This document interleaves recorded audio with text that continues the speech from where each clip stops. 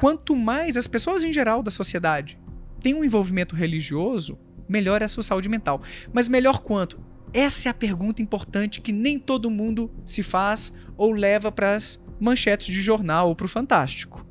O quanto faz bem?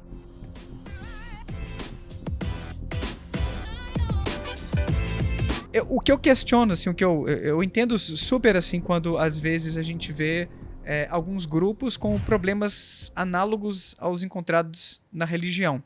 Eu já fui expulso de um grupo de ateus. Puta, Então, você conseguiu? eu consegui. Eu estava lá no grupo do Facebook e fui fazer minha divulgação científica. Falar sobre um estudo científico que saiu, que encontrou que os ateus têm um sentido de vida um pouco mais baixo do que o dos religiosos. E fiz uma reflexão sobre isso. Uhum. E aí me xingaram, questionaram se eu era um cristão infiltrado e tal. No final das contas, mesmo eu provando a minha identidade, me expulsaram. Não gostaram desse tipo de conteúdo. Então, foi um ambiente bem dogmático, intolerante. Agiram comigo como se um que pensa diferente estivesse interrompendo uma missa e questionando o padre, falando que, gente, Jesus nem acreditava ser Deus, hein? Imagina, no meio de uma missa, alguém tendo uma conduta assim, que é o que os historiadores falam, né? Jesus, ele não acreditava ser Deus. Isso também foi uma crença que foi sendo tardiamente desenvolvida. Ele acreditava que o fim dos tempos estava próximo e ele tinha aquelas revelações, ele era um enviado de Deus. Era um pouquinho diferente a crença dele, de acordo com os historiadores. Enfim, então existe problema também no ambiente ateísta, no ambiente cético. Não vou mentir, não vou dizer que são mil maravilhas. Tem também seus problemas, mas existem ambientes muito saudáveis, muito gostosos de união, de congregação, digamos assim. E tá tudo bem, são coisas legais. Mas o ateu, ele é mais propenso a ser depressivo, a ter problemas sociais? Não. Eu dei uma palestra num seminário recentemente de psicologia e senso religioso em São Luís do Maranhão. Cheguei agora, ontem de viagem, inclusive. E o tema da minha palestra foi saúde mental e ateísmo. Uhum. Porque a gente tem estudos, Carlos, mostrando que pessoas mais religiosas tendem a ter melhor saúde mental. Existe uma tendência estatística a isso. Só que quando a gente compara religiosos e ateus, a gente não vê essas diferenças. Então, eu falo que é o paradoxo do religioso triste.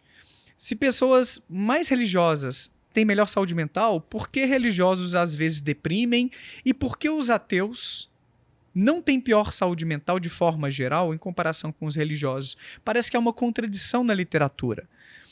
Aí o que eu tenho proposto ultimamente é o seguinte: a força da associação entre religiosidade e saúde mental é fraca. Ou seja, você precisa ser muito religioso, estar muito bem integrado à sua religião, indo à missa direitinho, por exemplo, aos cultos ou ao terreiro de Umbanda, para começar a colher benefícios da sua religião de forma mais substancial. Aquele religioso que vai ali uma vez ao mês ou duas, que ora de vez em quando, parece que ele não tem tantos benefícios assim. Então a gente tem gráficos mostrando que existe, na medida em que as pessoas se envolvem mais com a religião, um aumento dessa saúde mental. O porém disso é que esse aumento ainda assim não é tão robusto. Eu vou te dar um dado de uma meta-análise que saiu, se não me falha a memória, em 2021, sobre a associação entre saúde mental e religiosidade em estudos longitudinais, que é quando a gente acompanha as pessoas ao longo dos anos. Deixa eu ver se essas pessoas que se tornaram mais religiosas, se a saúde mental delas melhorou, piorou ou se manteve na mesma. O resultado foi positivo. As pessoas que foram aumentando a sua religiosidade ao longo dos anos foram melhorando a sua saúde mental. Só que positivo quanto? É o mesmo que você falar assim, pessoas que... Vou usar uma analogia que eu usei na palestra que eu acho que ilustra. Imagine que você precise de R$100 para pagar sua passagem para ir num show da sua banda favorita. Vai vir um cantor gospel aqui em São Paulo, a pessoa mora lá em Minas, na minha terra, e está querendo vir nesse show. Sim. R$100 que precisa. Fez essa vaquinha online. Conseguiu R$90 com os familiares, R$5 com os amigos da faculdade, R$4 com os vizinhos, 40 centavos com uma pessoa desconhecida, que ficou com dó e deu, e 60 centavos com os amigos da igreja, com o pessoal da igreja, em que ele falou, gente, estou fazendo vaquinha, alguém poderia me ajudar para eu comprar essa passagem? Então, no montante de R$100 que ele conseguiu e veio ao show gospel, 60 centavos vieram da igreja, R$ 99,40 vieram de outras fontes. 60 centavos é a contribuição da religiosidade na saúde mental das pessoas, em média. Nossa, 0,00... 0,6%. 0,6%, que seriam 60 centavos que eu calculei. Nem 1%. Isso aí é uma evidência de muita qualidade, tá? Porque uma meta-análise pega dezenas de estudos sobre aquele assunto, às vezes até centenas, para fazer um saldo. Sim, mas do não praticante, né? Você está dizendo, do religioso... De forma geral.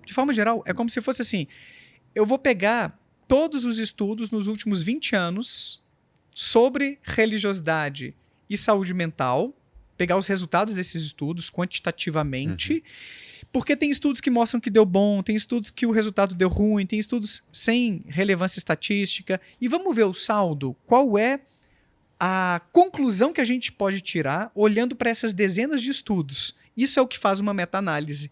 É o resultado mais confiável, porque se você pegasse um estudo só para tentar provar qualquer coisa, você prova até que a homeopatia funciona. E não funciona. Até o placebo. É o placebo, né? Exato. Então a meta-análise mostrou que quanto mais as pessoas em geral da sociedade têm um envolvimento religioso, melhor é a sua saúde mental. Mas melhor quanto? Essa é a pergunta importante que nem todo mundo se faz ou leva para as manchetes de jornal ou para o Fantástico. O quanto faz bem? São 60 centavos. Nessa grandeza de R$100, nessa escala de R$100, né, 0,6%. 99,4% do que está por trás do quanto a gente tem saúde mental bacana, em termos de ansiedade, depressão, pânico, várias coisas, né, insônia, problemas com álcool e drogas, 99,4% vem de outras fontes, como genética, qualidade do sono, satisfação no seu emprego, no seu casamento, atividade física, alimentação. Não é que religiosidade não importe, mas ela é só um pedacinho muito pequeno diante de todo um pacote de coisas que podem impactar positivamente na sua saúde mental. Então eu não estou dizendo que não vale a pena pesquisar isso ou que as pessoas têm que sair da igreja, porque essa é uma média, é uma estimativa. Pode ser que algumas pessoas até colham um pouco mais de benefícios do que outras. Não, para mim é 50%. Tipo, exatamente, vai de cada um. É. Então eu não estou aqui desencorajando pesquisas sobre isso, nem desmerecendo as conclusões do estudo. O ponto é que os ateus não estão na pior em comparação com os religiosos. De forma geral, os ateus têm uma saúde mental equivalente. Tem algumas coisas ainda para a gente descobrir. Em sentido de vida, embora haja uma tendência de mais semelhanças do que diferenças, em alguns países, como aqui no Brasil, no estudo que eu fiz com 1.788 brasileiros, os ateus tinham pior sentido de vida do que os religiosos. Parece que em países subdesenvolvidos, a religião ela tem um poder um pouco maior de ajudar as pessoas. Que é como se fosse assim, cara, você tá na merda, vem pra cá, aqui você vai ter uma família para te abraçar, aqui você vai ter esperança, você vai ter música legal. Ao passo que em países mais desenvolvidos, você teria alternativas não religiosas mais facilmente acessíveis para poder te ajudar nos momentos de desespero. Inclusive, o acesso à psicoterapia. Que você perguntou lá atrás, né? Será que estão buscando na religião o que não encontram na psicoterapia? Em parte. Todo ateu, ele tem um ponto de virada ali que ele fala, puta, agora eu não vou acreditar mais em nada. Tem uma desilusão, como que é? Normalmente é um processo gradativo, não é algo do dia para a noite. Os ateus têm diferentes trajetórias, não existe um único motivo por que as pessoas se tornam ateias, e é mais comum ser um processo gradual do que abrupto. Como foi para você? Para mim foi gradual. Vamos pensar assim, meus pais, eles já não são católicos muito fervorosos. E existem estudos mostrando que os modelos que a gente tem na infância impactam sobre o quanto a gente se torna crente em Deus e religiosos ao longo da vida. Principalmente nos 7 primeiros anos, talvez? É muito importante na infância. Eu não consigo te dizer assim, se até os 7 ou até os 10. Confesso que eu não tenho essa informação. Mas existem estudos mostrando que quanto mais nossos pais iam a reuniões religiosas quando a gente era criança... Nem vou. Se você gostou desse corte, com certeza vai gostar do episódio completo. Vá aqui na descrição, pegue o link, saiba muito mais sobre neurociência, psicologia e vários outros assuntos relacionados à religião e às suas farsas com Daniel Gontijo. Se inscreva no canal e até o próximo Plugado Podcast. Valeu!